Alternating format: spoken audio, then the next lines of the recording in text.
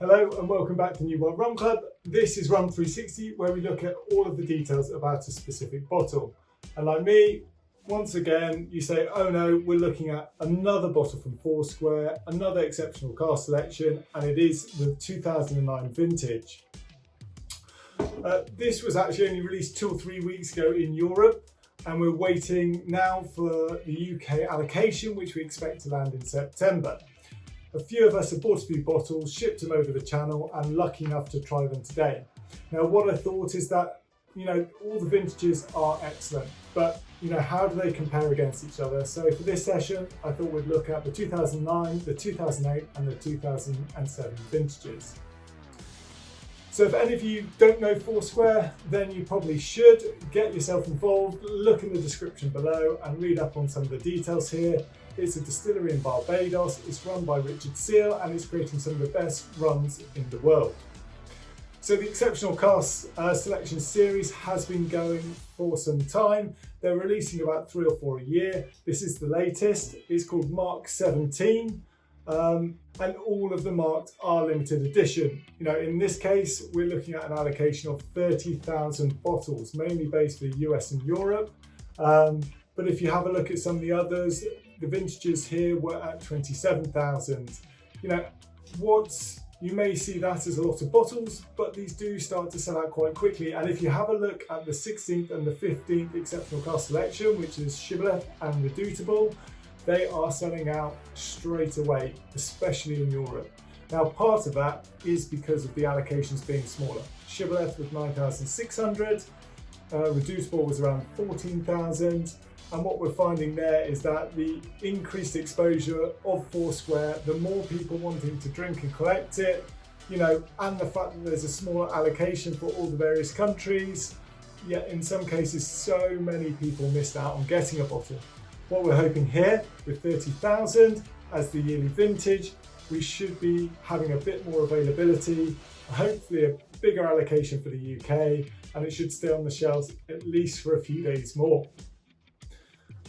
Now, how strong are these? So 2009, 2008 are at 60% ABV, 2007, 5 and 4 are at 59%.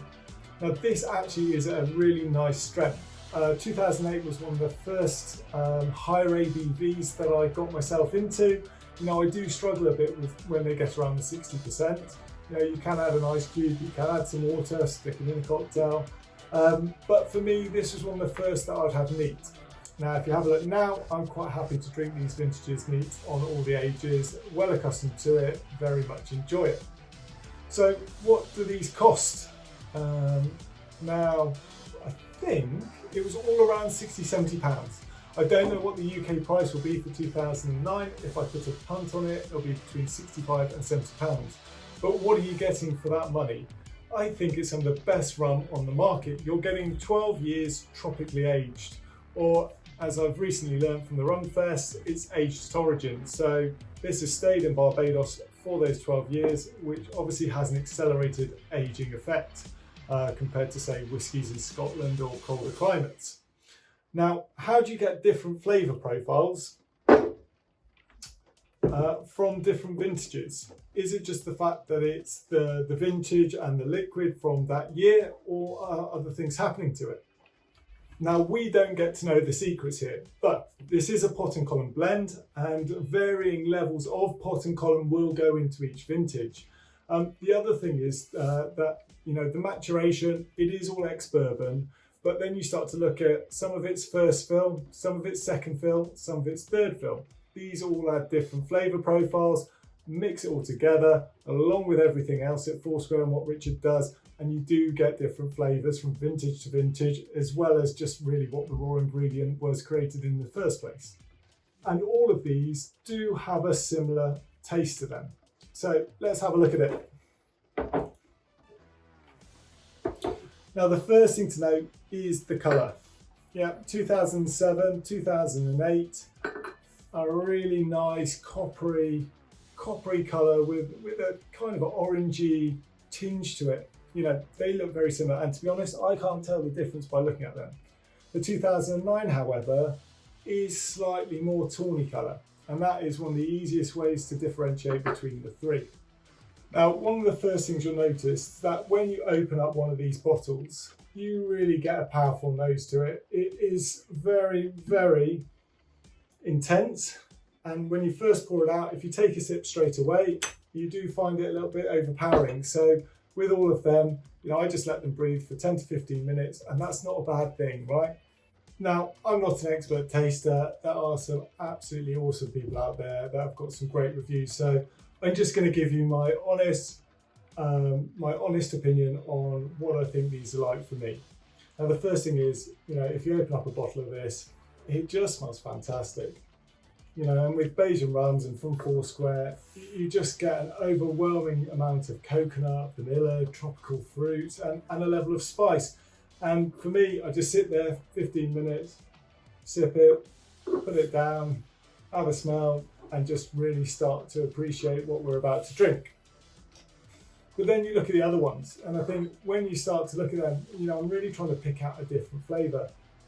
And what I noticed with the 2009 more than the other two was that there was a lot more spice in there, and I'm trying to figure out which one. There's so many selections of spices, whether it's from the cinnamon, ginger.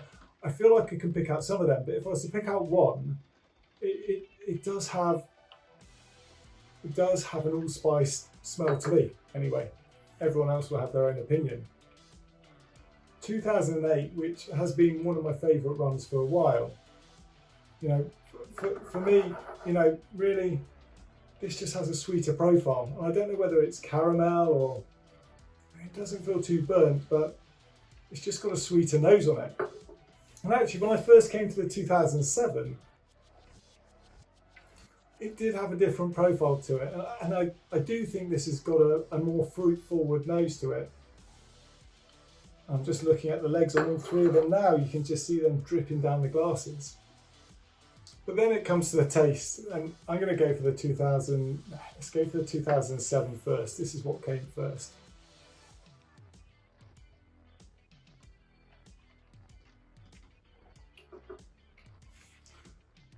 And that does have quite a bite to it, but you do start to get all of the chocolate flavours. I think for me, they're quite more dark chocolate rather than anything else. You get the cacao.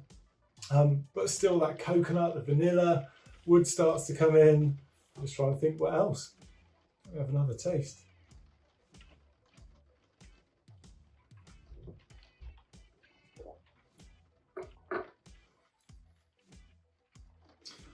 You're definitely starting to taste some toffee and some burnt caramel, whether a creme brulee or something like this. And I'll tell you something straight away. All of these different flavours, all these things that I'm trying to pick out, I couldn't have done it without using the RUMX app. On there it gives you those different flavour profiles, and you sit there and you go to your cupboard and you go, it does taste like that. Why do I think it's this? What does that taste like? And again, if you are looking to get into tasting, whether it's just for yourself or some mates or trying to appreciate it, that's what I've been using to help myself. So check out the Nee World Rum Club on RUMX. But that's kind of what I'm seeing on the 2007. When we start to go, let me have a sip before that. When we go to the 2008, let's have a, this is a favourite.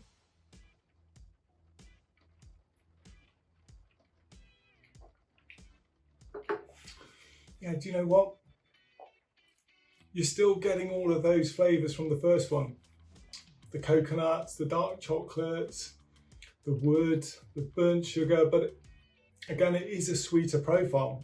And now I'm tasting it with that one, I can remember that I had it with that one. There are those notes of leather and tobacco, although I only have it very gently, and I think I need to either chew on some leather or chew on some tobacco to try and understand what that flavour really is.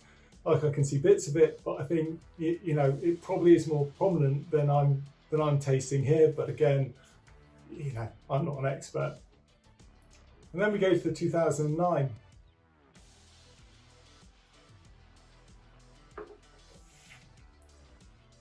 Oh, that's gone down really well.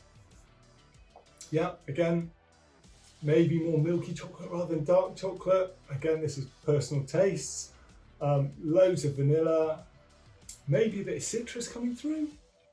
But the other thing that's a lot more prominent in this one is the spices. Yeah, let me just try that again.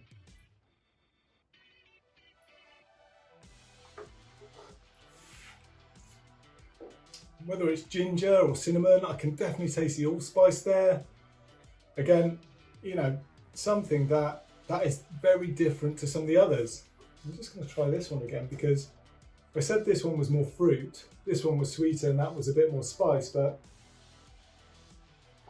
let's give this one another go.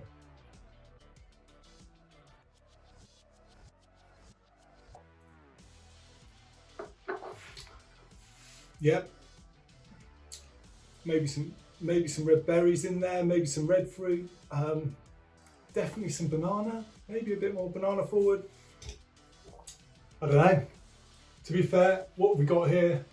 3 great vintages, 2009, 2008, 2007. And I'm trying to pick out the small details that make them different. And, you know, I've enjoyed sipping all 3, and carry on sipping all 3. But I do have to say the 2007 is a bit more fruitier from what I can taste. I can taste a bit more banana in that one. The 2008, which I won't lie, continues to be my favourite. And I think I rated this slightly higher than the other 2 on RUMX. Finally, we look at 2009. Again, slightly darker in colour. For me, a bit more spice, but again, a fantastic rum. So, are these for drinking, collecting, investing? Look, they're there for all 3, right? You know that the investors are going to do it, but with 30,000, I'm hoping that a load of them hit auction and they're sold for less than retail and we pick up some bargains. For collectors, we're on the 17th. You know, the more and more releases, the more people are collecting them. And for the drinkers, do you know what? You know, it's a yearly release. There's more on the shelf. I'm hoping this gets to the masses. So cheers to that. This is a drinker's rum. Enjoy your evening.